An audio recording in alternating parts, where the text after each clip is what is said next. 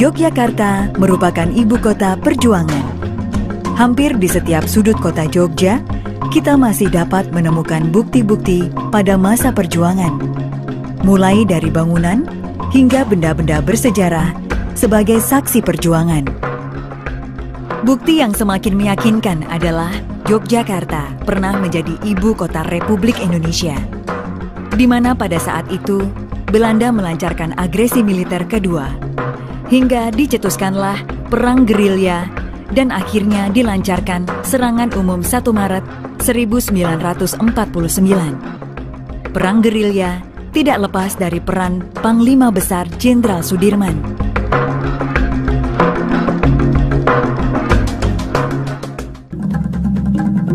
Jenderal Sudirman adalah tokoh kemerdekaan yang lahir pada tanggal 24 Januari 1916 di Bodas, Karangjati, Purbalingga, Jawa Tengah. Ayah Sudirman adalah seorang pekerja pabrik gula di Kalibagor yang bernama Karsit Kartowiroji dan ibu bernama Siem yang masih keturunan Wedana dari Rembang.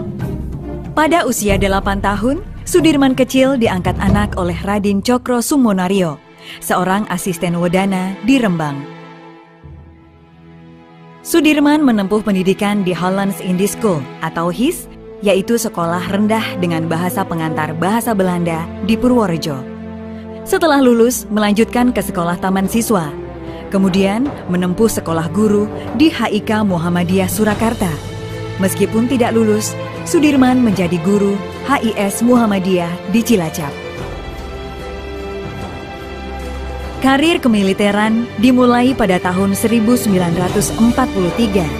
Saat itu, Sudirman menjadi anggota pembela tanah air atau disebut PETA.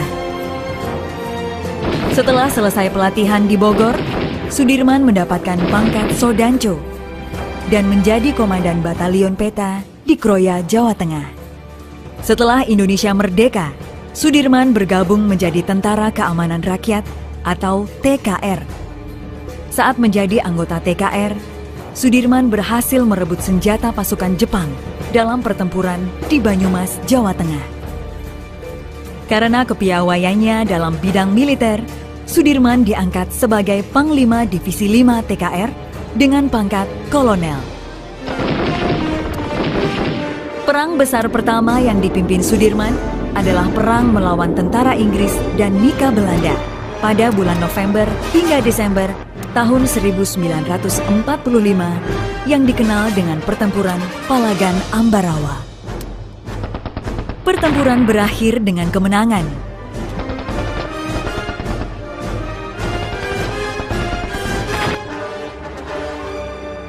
Atas berbagai prestasi militernya, maka pada tanggal 18 Desember 1945, Sudirman dilantik menjadi jenderal oleh Presiden Soekarno.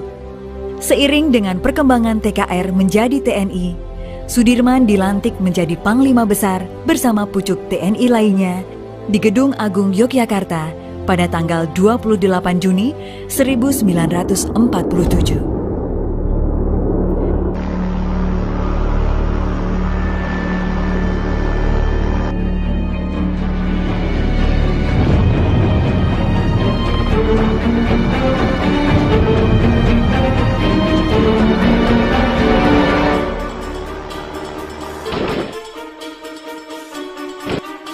Pada masa agresi militer Belanda kedua atau yang dikenal kalau di sekarang itu adalah masa perang kemerdekaan kedua, yaitu masuknya tentara Belanda pada 19 Desember 48. Nah, ini satu hal yang penting pernyataan Pak Dirman waktu berembuk dengan Bung Karno. Bung Karno mengatakan bahwa Pak Dirman sakit, istirahat saja. Tidak, Bung. Saya tetap bersatu dengan rakyat, karena sesuai dengan ucapan saya harus bergabung dengan rakyat menentukan kemerdekaan Indonesia. Ketika penyakit tuberkulosis semakin parah, pada tanggal 19 Desember 1948, Belanda menguasai Yogyakarta dan menangkap para pemimpin negara. Dari rumahnya di Bintaran, Panglima Besar Jenderal Sudirman terus memperhatikan pesawat-pesawat Belanda yang terus mengobral tembakan. Karena khawatir Belanda menyerang kediaman Jenderal Sudirman, maka Dr. Suwondo menyarankan Panglima Besar Sudirman meninggalkan kota Yogyakarta. Setelah membakar semua dokumen yang ada, perjalanan gerilya dimulai dari kediaman Panglima Besar Jenderal Sudirman menuju Kadipaten dan dilanjutkan ke Kretek Bantul. Begitu beliau mengatakan saya harus menentukan perang gerilya, otomatis harus bergerilya di wilayah pedesaan. Jadi pertama kali ke selatan, Kretek, lalu ke selatan lagi Jalan Parangtritis, Imogiri, baru naik. Karena sakit yang diderita, tidak memungkinkan sang jenderal berjalan kaki. Untuk tetap melanjutkan gerilya, Panglima Besar Jenderal Sudirman ditandu oleh para pengikut setianya. Setelah dari Imogiri, naik ke Panggang. Perjalanan dilanjutkan menuju Palihan Gunung Kidul dengan menggunakan dokar.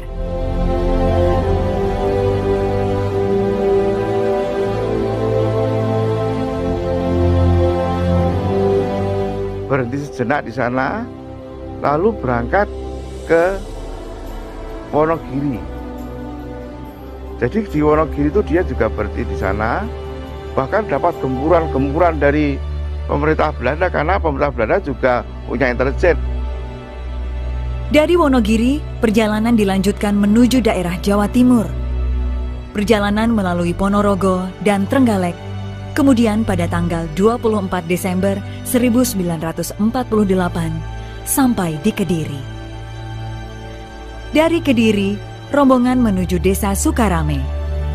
Karena dirasa tidak aman, perjalanan dilanjutkan menuju desa Karangnongko dan dilanjutkan menuju lereng Gunung Wilis. Perjalanan dilanjutkan pada tanggal 17 Januari 1949. Saat dalam perjalanan, terjadi penggeledahan yang dilakukan Belanda.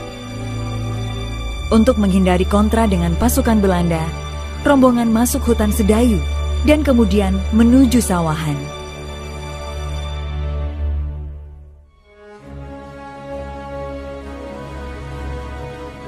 Selama dalam perjalanan gerilya, Jenderal Sudirman memakai nama samaran Bapak Gede Abdullah Lelono Putro atau Pak D.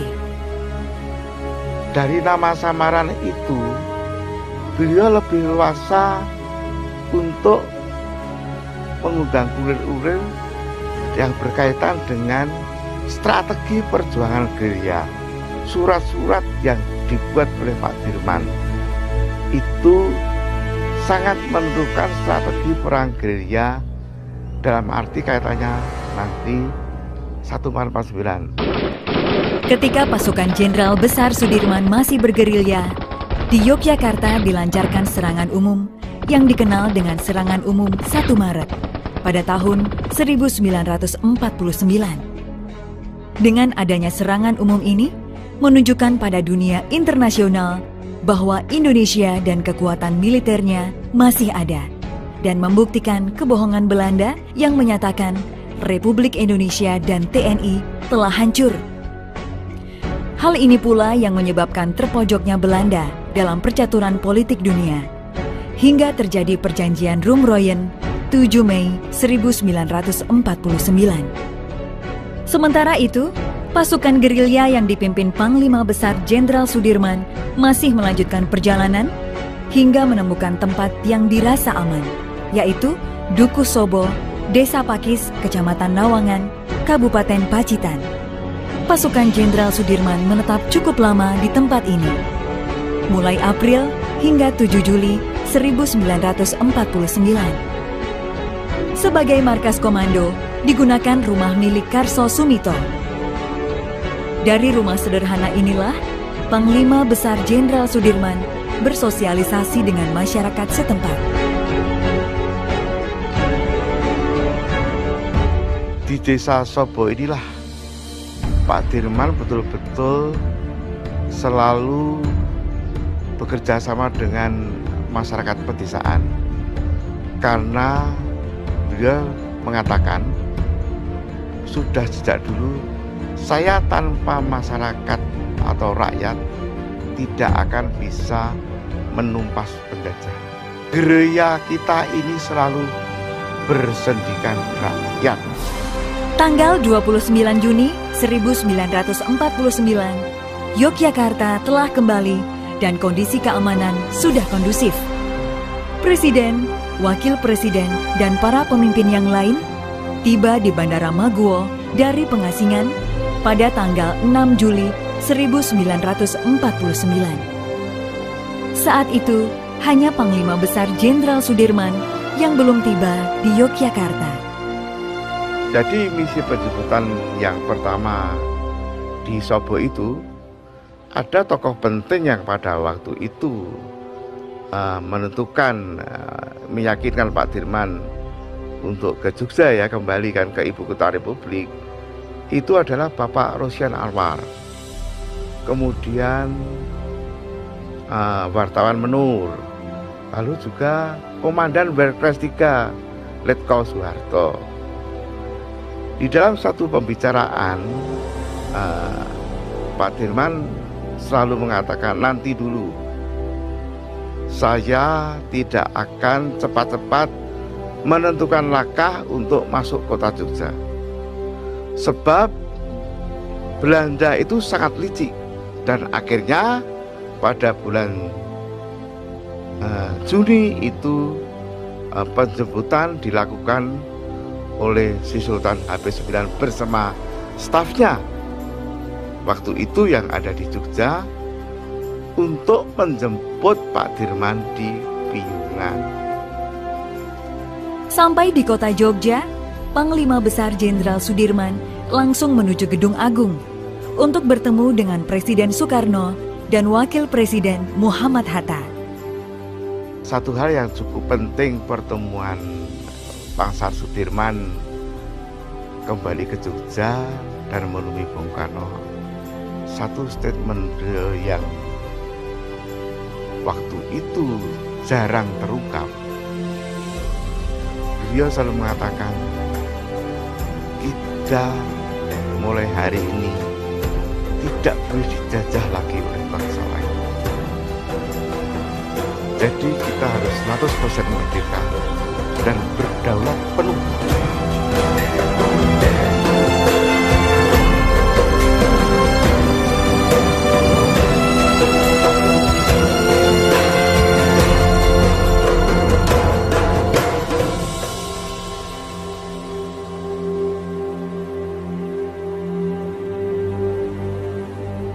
Dalam rangka merintis, memperjuangkan, dan mempertahankan kemerdekaan, meninggalkan jejak-jejak sejarah yang sebagian tersimpan di dalam Museum Benteng Vredenburg. Koleksi museum sebagai bentuk pelestarian dan upaya mengkomunikasikan kepada generasi muda tentang nilai-nilai perjuangan Jenderal Besar Sudirman. Koleksi Museum Jenderal Sudirman merupakan barang-barang yang menjadi saksi perjalanan gerilya dalam mempertahankan kedaulatan Indonesia. Benda yang dipamerkan meliputi tempat menyarungkan pedang dan sepatu milik Bapak Hadi Harsono. Beliau merupakan Komandan Batalion 1 Bantul. Sebelum melanjutkan perjalanan menuju Panggang, Jenderal Besar Sudirman bermalam di rumah Bapak Hadi Harsono. Kendil Dalung milik Mbah Sayuk. Saat perjalanan gerilya sampai di Palihan, rombongan beristirahat di rumah Mbah Marto Pawiro atau Mbah Sayuk. Rombongan gerilyawan disuguhi 3 butir telur yang direbus menggunakan kendil dalung. Keris Kiai Slamet milik Bapak Sartono. Saat rombongan gerilyawan menginap di rumah Mbah Sayuk, Jenderal Sudirman memanggil Bapak Sartono untuk ikut menjaga keselamatannya dengan menggunakan keris Kiai Slamet ini. Perlengkapan dapur milik Ibu Projo Pranoto. Perlengkapan dapur inilah yang berjasa menyiapkan hidangan untuk makan para gerilyawan yang bermalam di Semanu. meja kursi tamu dan peralatan minum milik Bapak Imam Supardi. Peralatan tersebut digunakan Panglima Besar Jenderal Sudirman saat menerima penjemputan pertama oleh Letkol Soeharto. Tempat tidur milik Bapak Hadi Siswanto. Untuk menjaga kondisi kesehatan Panglima Besar Sudirman, maka diputuskan bermalam di daerah Piyungan, tepatnya di rumah Bapak Hadi Siswanto. Bapak Hadi Siswanto meminjamkan tempat tidur untuk beristirahat Panglima Besar Jenderal Sudirman. Meja dan kursi tamu milik Bapak Sumarjono BA. Sebelum masuk kota Yogyakarta, rombongan beristirahat di Piyungan, di rumah Bapak Sumarjono. Dengan menggunakan meja kursi inilah, Panglima Besar Jenderal Sudirman beristirahat sebelum bertolak ke kota Yogyakarta.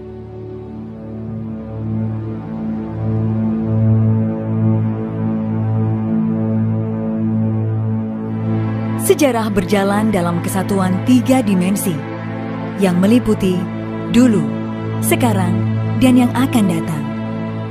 Dan bukan mustahil pula jejak-jejak sejarah yang terjadi pada masa sekarang akan sampai kepada generasi yang akan datang.